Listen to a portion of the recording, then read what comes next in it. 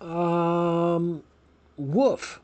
Am I right? In one word, that game, woof. In one word, the 2025 Kansas City Chiefs season to this point, woof. Now, I have some talking points for this game. I have some. So here's what this video will be.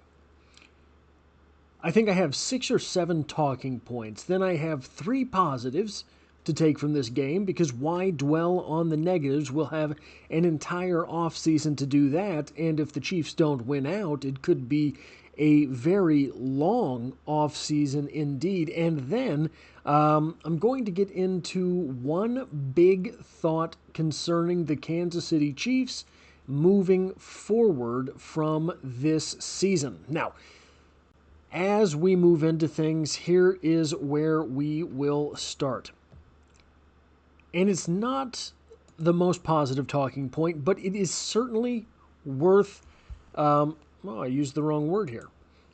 It is certainly worth looking at. It is certainly worth thinking about. Not only have the Kansas City Chiefs lost 3 times the games that they did all last season with a month of the season left, but they have already matched the most losses that Mahomes has ever suffered in a single season in his entire career. Now, I say in a single season, not a single regular season. Because, on the positive side, the last time that the Chiefs lost 6 games, Mahomes won the MVP and the Chiefs beat the 49ers in the Super Bowl, meaning that they did not suffer a loss in the playoffs either. This is the most losses Mahomes has ever seen in a season. But the last time it happened, Mahomes was MVP and the Chiefs won the Super Bowl. So, you're saying there's a chance. Obviously, there is still a chance. That season where the Chiefs beat the 49ers in the Super Bowl for the second time, they snuck into the playoffs, depending on how you look at things. This season, if they're going to be in the postseason, it would appear that they are going to sneak in to the playoffs. It seems unlikely that they will be in the playoffs at this point.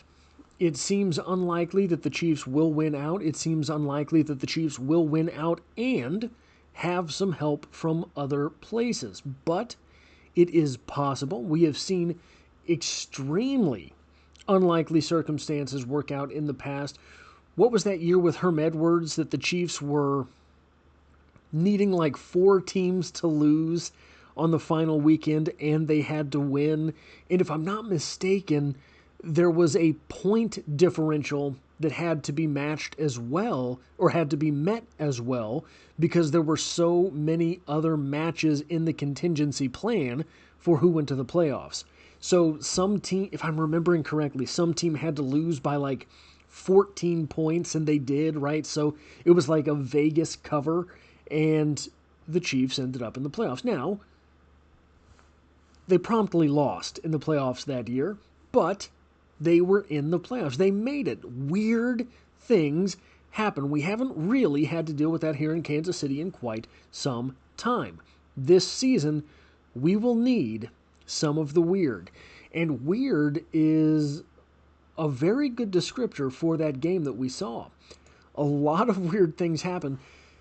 Here's one thing that's maybe not weird as much as absolutely disappointing.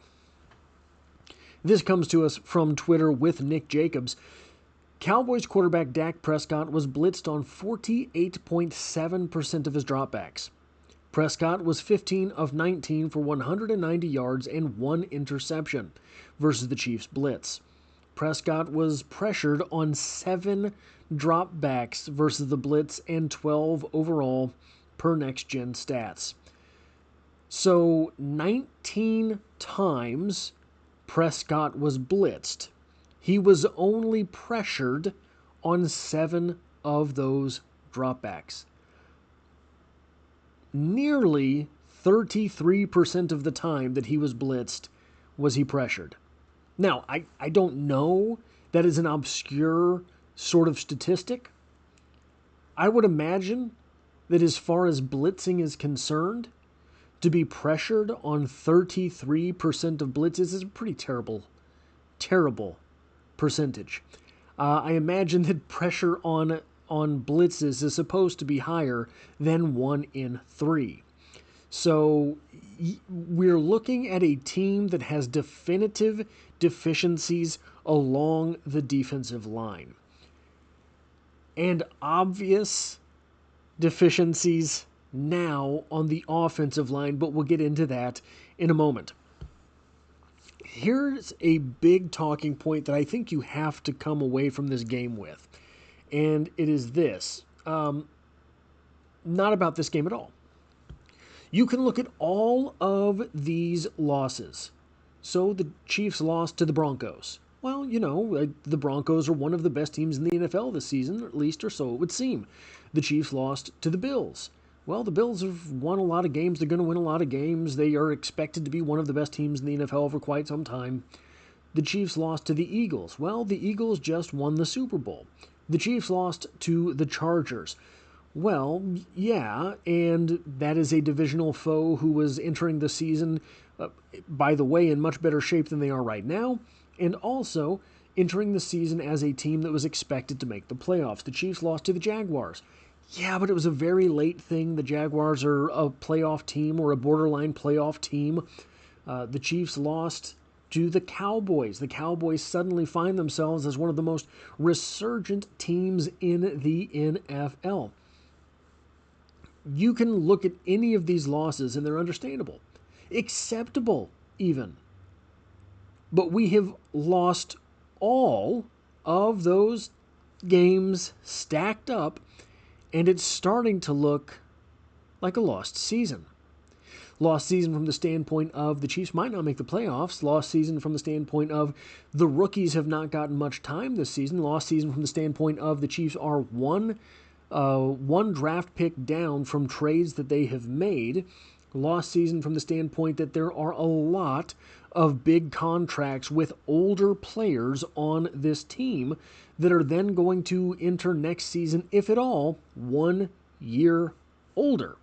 Not too many players, right? I mean, you've got Kelsey, you've got Chris Jones, you have some veterans, but the big money is in Chris Jones, right? That is a very troubling contract moving forward, and we're going to talk a little bit about it moving later in this video.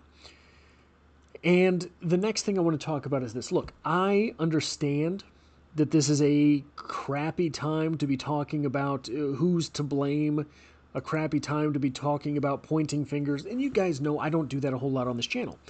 I try to keep things pretty positive. But one thing that is absolutely mind-blowing to me at this point is this. There's a lot of fingers to point on this team, but I am constantly, at this point in the season, surprised at the lack of blame being handed to Rashee Rice as he returned and is a legitimate number one wide receiver. I mean, he's not a superstar wide receiver, but he's a number one. There are plenty of teams in the NFL who would love to have Rashee Rice as their number one option at the wide receiver position. Do you think the Chargers game, the Eagles game, the Jaguars game, all losses, do you think all of those games go the same way without a wide receiver number one on the field? Rashee Rice was not injured. Rashee Rice was paying the consequences for stupid things that he had done 2 off seasons ago. So we can blame a lot of people. There are a lot of bad plays here or there. There's a lot of times where Chamari Connor, for example, looked awful in this game.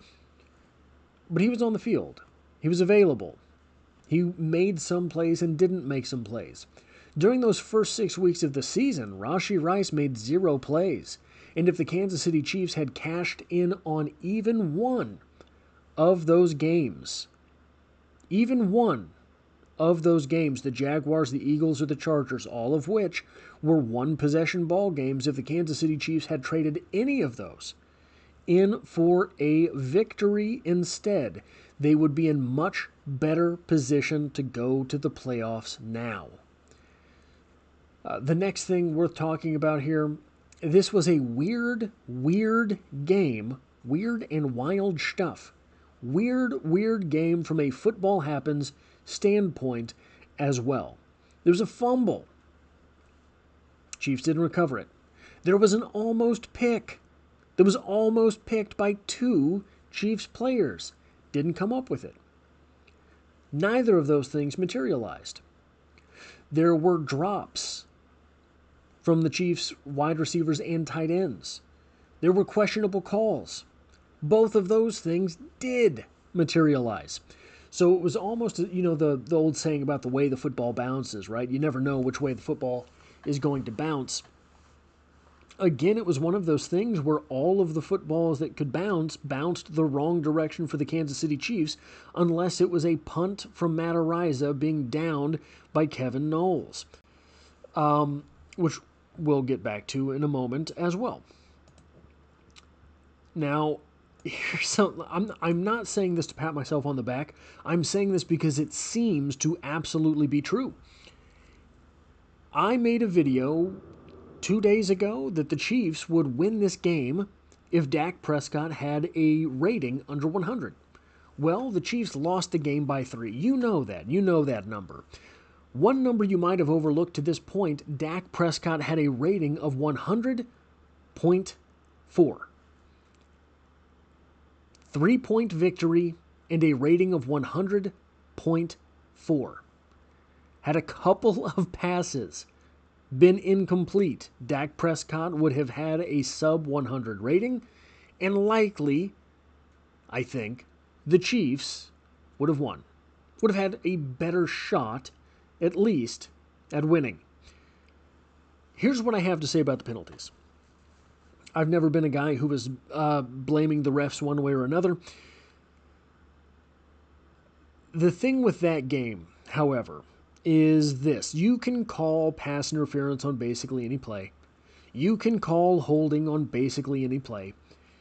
Offensive pass interference that you can call on a lot of plays. It still strikes me as strange that George Pickens does not get called for offensive pass interference pretty often. And I said that all the way back to when he was in Pittsburgh, by the way. I mean, this isn't a one-game thing for Pickens. To have all of those calls cascade on a team at the same time, or in the same game, within the same 60 minutes, that's a rough one to go home with. When you go and you look, the offensive pass interference on Xavier Worthy, I don't understand how you call that when he did not make contact with his hands.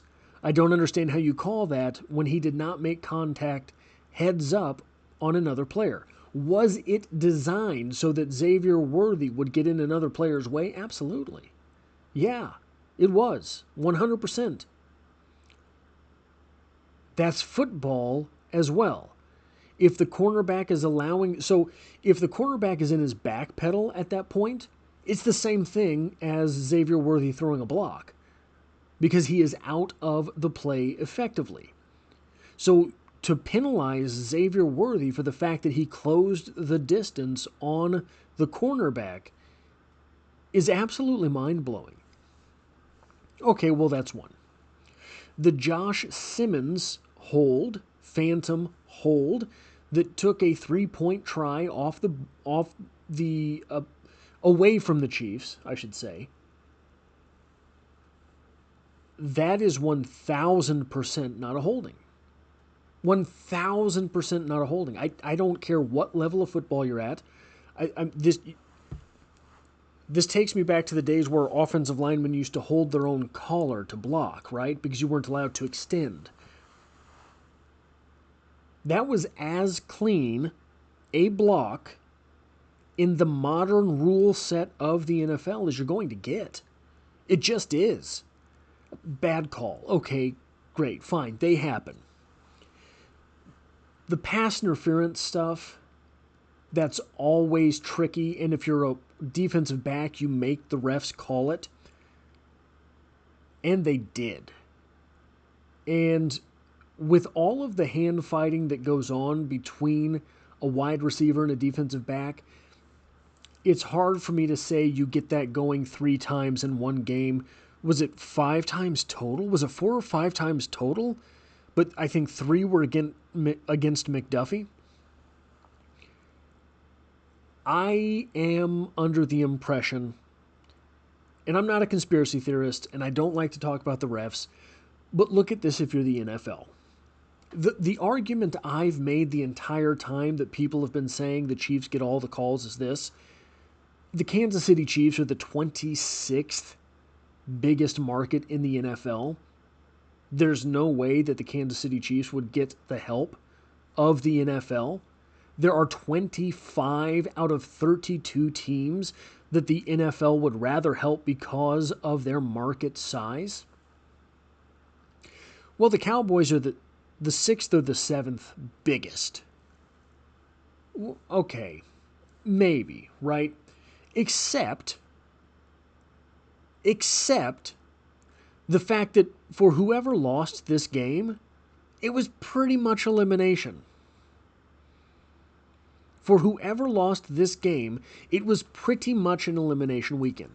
Now, it's not exactly an elimination weekend, but it's real close. So, if someone has to lose, and it's not a playoff game, 2 weeks from now, no one will remember these calls. No one, and it's not even a matter of the NFL coming in and saying something so blatant as, hey, call this game for the Cowboys. It's, hey, if there's things that are on the fence, calls go one way, calls go another way. And if those calls get called, they go the other way, right?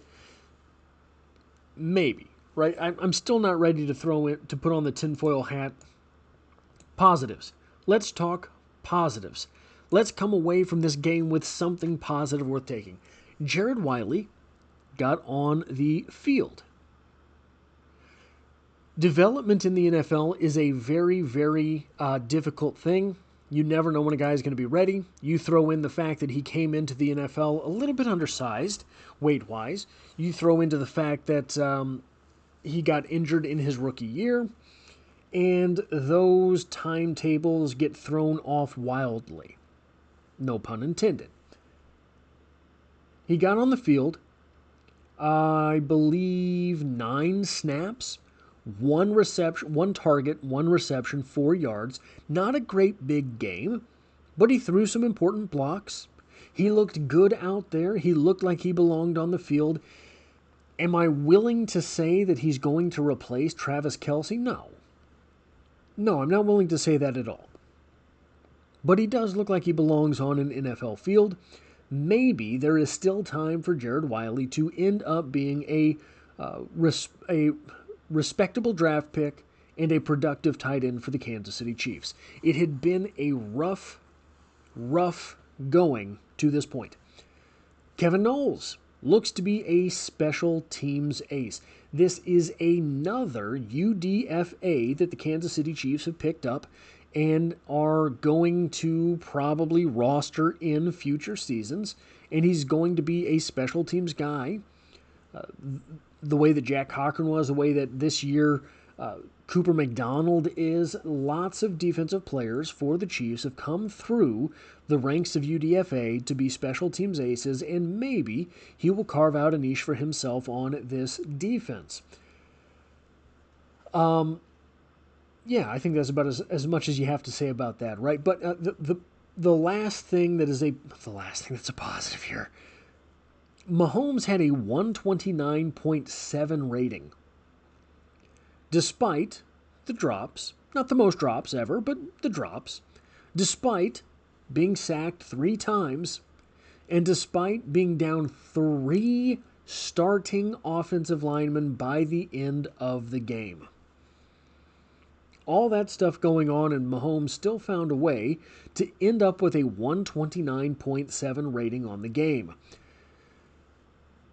This team, I'm starting to get a real understanding of maybe not what's going on, but how to conceptualize it.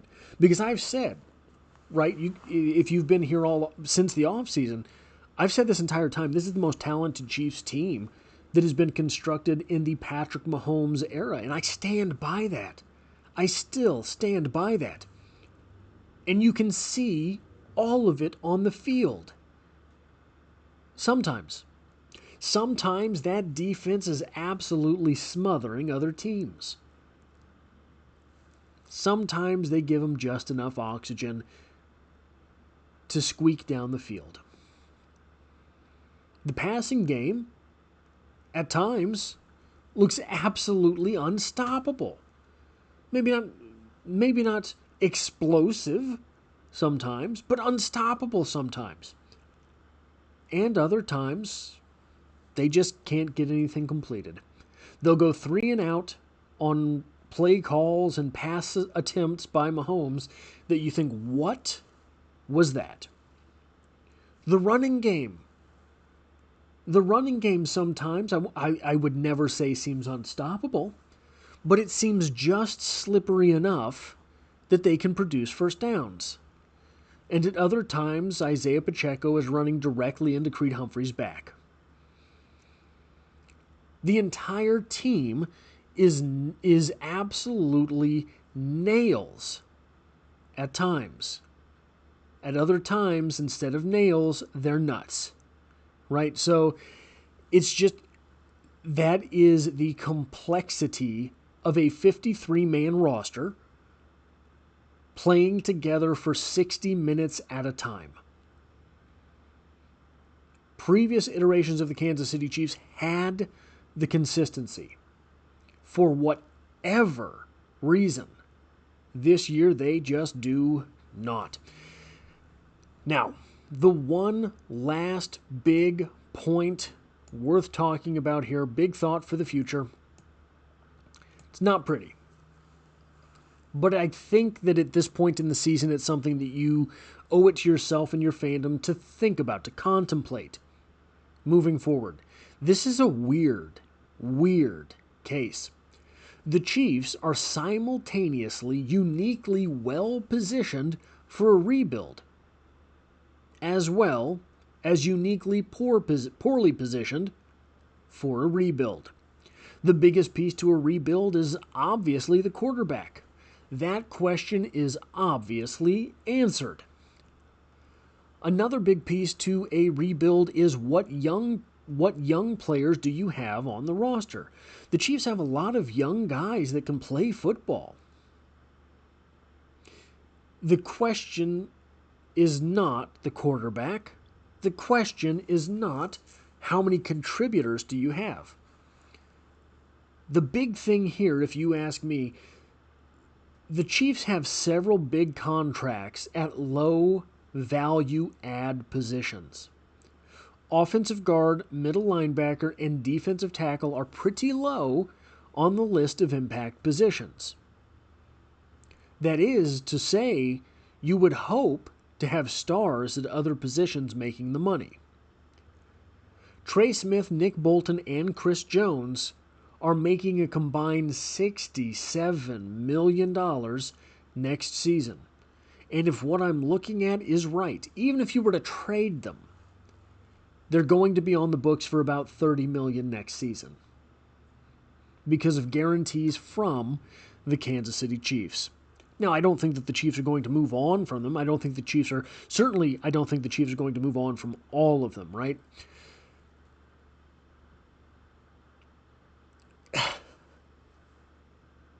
Trey Smith. I've seen enough from Kingsley Suamataia, and I've seen enough from Wanya Morris to believe that Wanya Morris can play offensive guard in the NFL. I just think he could. Don't think he's really a tackle. Kingsley Suamataia, probably not a tackle, doing pretty good at offensive guard. I really like Trey Smith. Chiefs have to shake something up this offseason. Nick Bolton. You have Jeffrey Bassa on the sidelines. Jeffrey Bassa on the sidelines. You have Leo Chanel that I think could be a middle linebacker in this league for a very long time. I like Nick Bolton. I'm a Mizzou fan. Chiefs have to shake something up. Chris Jones. The ultimate Kansas City Chief, unless he's sitting out to get a contract that he apparently does not plan on earning. It's very, very difficult, and the Chiefs have proven this, to find defensive tackles that can play in the NFL. It is. It's a low-value add position, but gosh dang it, if you have a guy that can make a difference, it really makes a difference for your entire defense. But you have to ask the question at this point, is Chris Jones making a difference? And you can give me all of the, well, and I've said this too, he's getting double-teamed, he's getting double-teamed, he's getting double-teamed, etc., etc., etc. Yeah, but when you're making that money, you're going to get double-teamed and you're supposed to win, at least, sometimes. I can't remember the running back's name right now, squirted up the middle of the defensive line for a touchdown. I believe it was the touchdown that put the Cowboys up. Go back and watch that play.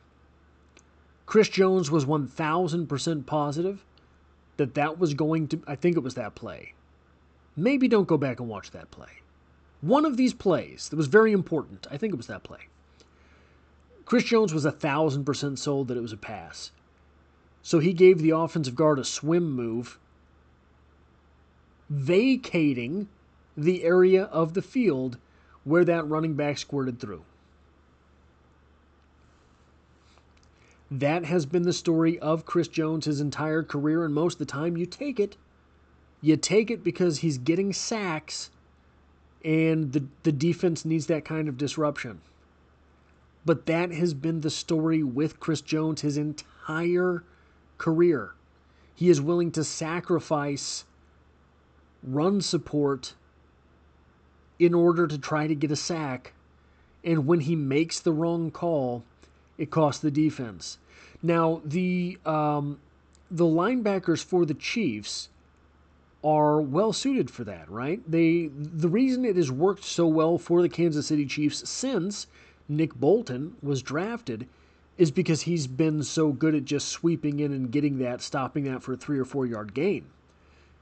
Didn't happen on that play. For whatever reason, Nick Bolton, I believe he had turned his back and he was in coverage as well. Just top of my mind, I might be wrong. But that's what happened on that play. So I just don't know where the Chiefs go from here. If this is a lost season, if this is the year where they say, okay, we have to blow something up in the offseason, we have to rebuild something here, if this is that year, I don't know where you start. I don't know where you go, and I don't know how you make it happen.